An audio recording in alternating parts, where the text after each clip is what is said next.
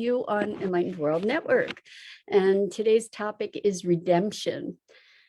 So many of us are crippled by guilt and shame from the past, and what we're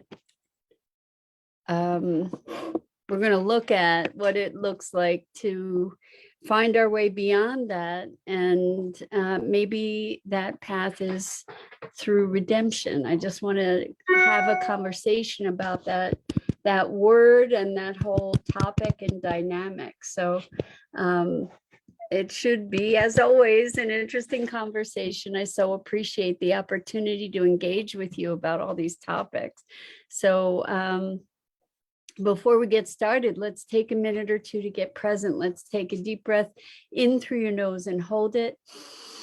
And imagine clean, crisp oxygen flooding your lungs, flowing into your bloodstream, nourishing all your cells, all your organs, bringing vital life energy to your body and being. And as you exhale, exhale any tension, stress, negativity, fatigue. And now let's take another deep breath in through your nose and hold it. This time, imagine brilliant, bright light lighting you up from the inside out, illuminating and electrifying, energizing all your molecules, all your electrons, all your cells, creating this brilliant beam of light from your heart out into the world. And as you exhale, exhale any remaining tension, stress, negativity, fatigue. And now let's just gently press our palms together and very softly rub your fingers against your palms to feel the tickling and the tingling and the temperature, the sensation, and allow that sensual experience to bring you present to your body right here, right now, into this amazing physical form that allows you to experience life. Welcome, welcome, welcome, welcome, Rosalind. Good morning, good morning. So good to have you here with us. And welcome to everybody else who's joining us. Today, we're talking about redemption. And what prompted this, and I don't know if you guys ever experienced this. It's a very bizarro kind of experience, at least for me. I don't know if it came on because I haven't not slept well this week. So, and last night I didn't sleep well, and I woke up this morning with images and thoughts, recollections of all kinds of instances in my life where I have done things or said things or acted in ways that I wasn't particularly proud of. You know, as we look back in our lives, I think we all have ample opportunity to be looking at experiences that could be crippling with guilt and shame. And I think so many of us carry that, and it really can be paralyzing. So I just woke up this morning with all these things coming through my mind, and over the years, thankfully, I've gotten to a point where I can allow myself to be witness, a compassionate witness to these I'm going to call them transgressions. Now, I know that that's judgment, right? I know, but I also had thought about calling this transgression and redemption rather than just redemption. When we talk about transgressions, I think fundamentally what we're looking at is a breach of our own values, our breach of, like, we may have made transgressions in other people's vantage point, from other people's vantage point as well. But really, I think that a transgression resides in our compliance with that perception, or with our experience of having breached our own boundaries. Anyway, being able to look at the experiences of our lives and to recognize that those experiences were coming from a certain perspective, coming from reactive trauma or we get 20/20 hindsight in a way. We get the ability to be looking at a bigger picture. And I remember years ago, a friend of mine had been through lots and lots of stuff in their lives and had been going to therapy for quite some time. And in the context of therapy, the therapist talked about gaining a tolerance to be able to tolerate these experiences, to be able to tolerate seeing what was so, rather than trying to avoid or push away or judge. And as we find a greater tolerance, I think it's not just tolerance. I think the path to the freedom from all of this and the path perhaps to redemption, if there's such a thing that we want to ascribe to or subscribe to, is to recognize a larger context for experiences, to see, maybe we were acting out from previous pain and failure, or experience of or interpretation of previous pain and failure. Maybe we were following patterned behaviors that we had been taught and that might have been invisible to us. This was in my reverie this morning.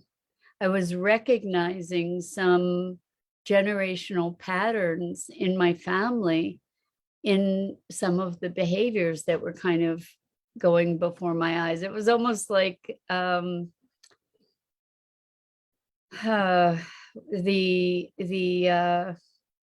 life assessment that someone might go through, when they die, to see all the high points and the low points. And what I was seeing, I wasn't seeing all the triumphs so much. I was seeing just a lot of these instances that in the past really truly would have crippled me with self-hatred and self-loathing.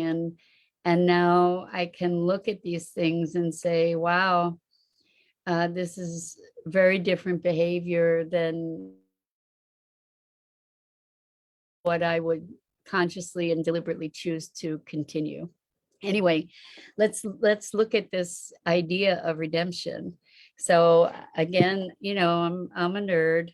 So I did my nerdy thing and I looked up the word redemption. And of course, it's talking about redeeming, but it says an act of redeeming or atoning for a fault or mistake or the state of being redeemed, deliverance, rescue. And again, an atonement for guilt, and then repurchase as of something sold. So we've been doing a lot of linguistic gymnastics this week, looking at some of the paradoxical definitions within words. And we see that here in the word redemption, where we redeem something, like redeem a coupon, for example, then I'm getting something in exchange, right? I'm receiving. Whereas to redeem oneself is, in some sense, to be able to give. I mean, what is atonement? It's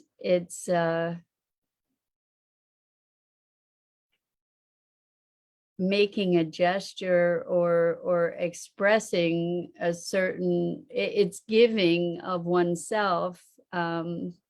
Well, you know what? I'm just going to look up atonement because I don't want to presume. And atonement it says satisfaction or reparation for a wrong or injury. So atonement is giving reparation, and it's talking about reconciliation, which was one of our earlier words during the week, is atonement, is it reconciliation rather. So I think redemption is an internal experience to a very great degree, just as transgressions are interpreted internally. I'm curious about what your ideas are about all this. I think the notion of redemption comes from a desire for freedom, freedom from the overwhelming burden of guilt or shame or past wrongs, for example. And to find redemption is to be able to find freedom from that. And so how do we redeem ourselves? Typically, like if I've violated a trust with someone, then I'm looking to redeem myself with them, to prove to them that I'm worthy in some way, shape, or form of their forgiveness. So this redemption thing, I think, is intimately linked with forgiveness. So Rosalind says, how does worthiness play into redemption? Beautiful question. You got right to the heart of it, Rosalind. In the context of someone not feeling like they have purpose, how does someone work toward healing from their past? That's what we're looking at exactly. Rewriting and reframing history, including having compassion.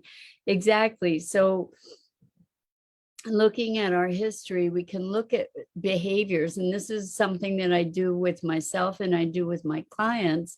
So many of the behaviors that we do not like in ourselves are behaviors that have been learned. And I don't know that there's a lot spoken about this because, we get to be personally responsible, right? We get to be responsible for our actions. So we often look at our actions in the context, in the limited orbit of our own being, as an isolated event. And what we're not necessarily seeing is that so much of that behavior is a function of our environment or the environment in which we grew up. We learned emotional responses. We learned what kinds of behaviors are acceptable. We learned all kinds of ways to interact that could be highly dysfunctional, right? But we perpetuate those things because that's what we know. And it's not, and it's invisible to us because we don't know any different. So as hopefully as we evolve, we get to recognize what these behaviors look like in a larger context. We can fallout from them. And when we get some active, perhaps we can look at the fact that these behaviors are part of a larger whole that we were conditioned to, that we didn't even know we were conditioned to. And that might begin to give us some leverage to move out of that pattern, and also to have compassion for ourselves, as you're talking about, Rosalind, to be looking at, wow, I see, there were all these psychic wounds, there were all these conditioned behaviors, and wow, look how it played out, look what it cost. And to feel that, I think we might start out with guilt and shame, and then the next layer is sadness, to be looking at, wow, that's really a shame that, or interesting choice of words there. It's just sad to have been at the effect of life rather than at cause. And so healing from our past is a process of shifting our awareness of context. I think that that's really the foundation of being able to heal from our past, because we can move into forgiveness, but having context makes that possible, right? When we have a context for understanding, then we can have a deeper compassion for ourselves. When we can recognize the woundedness that behaviors came from, if we can recognize the almost automatic kinds of patterns that behaviors came from, we can find more compassion. And I think this bird's eye view, this 30,000-foot view of our matrix of inner relationships and behaviors and experiences can give us greater understanding. And I think that compassion often generates from understanding. I mean, compassion can also generate from presencing ourselves to love and sharing that love not only with others but with ourselves, but looking from a higher view rather than taking it all so personally, rather than personalizing all of our behavior. I just was looking at all these things in my life, and I was seeing certain patterns, and also was able to see those kinds of patterns in family members. And I have to say, it was a first for me to be able to see these dichotomies in myself reflected in other members of my family and in other people. And as we can recognize ourselves as part of a greater human family, we can depersonalize our histories somewhat. And I think that can give us a space of, or give us an access to forgiveness and redemption. So the thing I wanted to be looking at with this word redemption, very much like some of the other words we've looked at this week, is that it has the polarity in it. It has the polarity of giving and receiving. So the atonement piece is the giving, like giving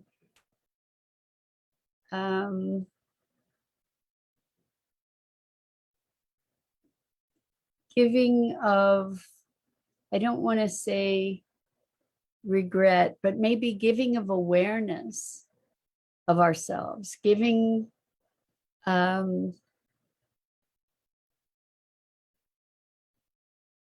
giving understanding, giving an open-heartedness to be able to atone. And if we look at the word atonement, it's at one-ment also. And so I think, what we're looking at is finding a harmony, a unity, when we recognize that as human beings, we're all things. We're not just shiny people. We all have our darkness. We all have our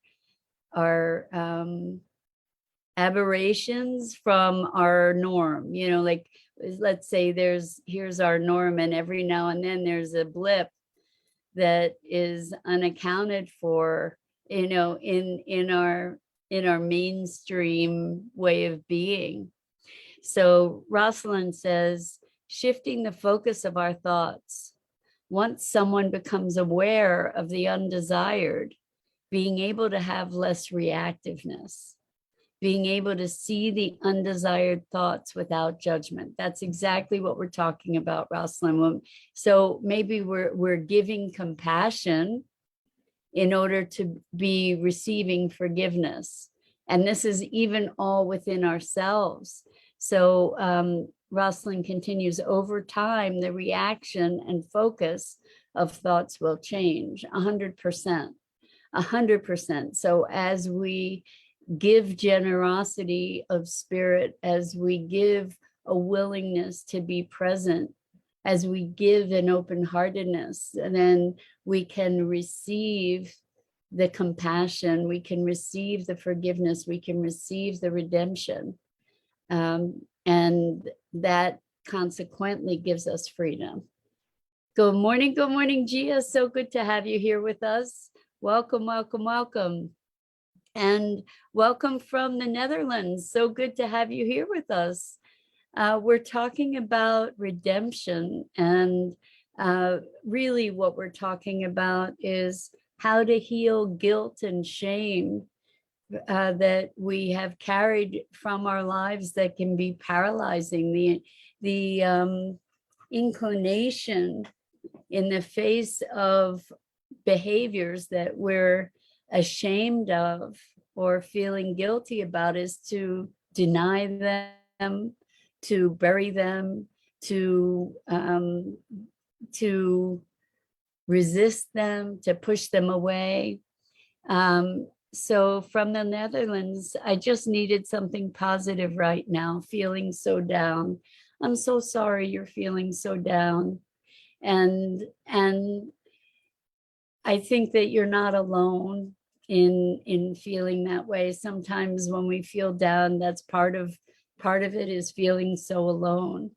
I think that in terms of positivity, what we're talking about is being able to stand back from our circumstances, particularly relating to guilt and shame, and recognize that we are part of a bigger web. We are part of a bigger fabric of existence.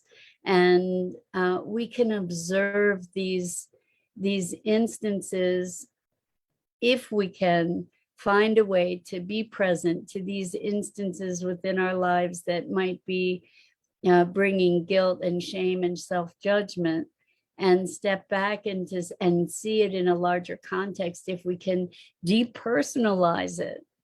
Now, I'm not saying resist it, I'm not saying deny it, but if we make it less about us, like if we remove ourselves from the stories of, oh, this and this and this happened, and therefore I'm a terrible person.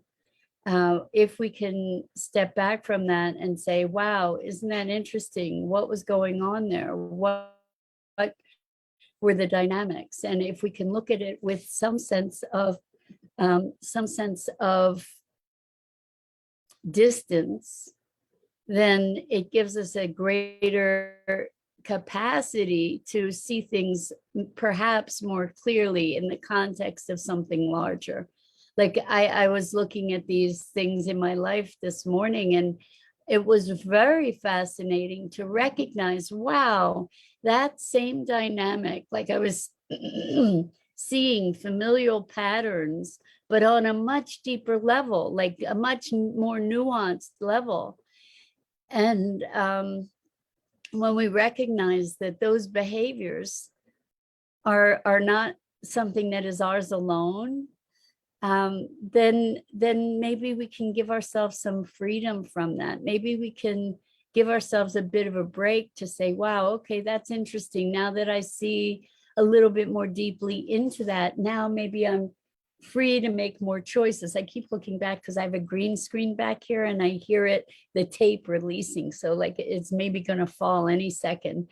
But anyway, I hope that from the Netherlands, that this conversation is what you needed to hear today, to be able to free yourself from whatever those heavy emotions are. Um, it's an interesting time of year. You know, we just came through the holidays and people are struggling with COVID, and it's winter, and you know, there are so many factors that can be influencing our emotional environment. And Rosalind says, maybe we can be our own cheerleader. For sure we can. Up there it goes. So that my background just fell down, and now we're back to the old brick wall that used to be the background, because I am going to be doing an interview in a little bit for Sustainability Now. Anyway, so the magic of shifting shifting gears, right? So that's what we've been talking about, is shifting contexts. And now you got a beautiful actual experience of it. Anyway, Ruslan says, maybe we can be our own cheerleader. How can we comfort ourselves, be our own best friend? Taking away from external or limiting social gatherings might appear as depressing, but allows room to remove distractions and to reconnect with ourselves. So thank you for that, Rosalind, for sure. Sometimes social interactions support us.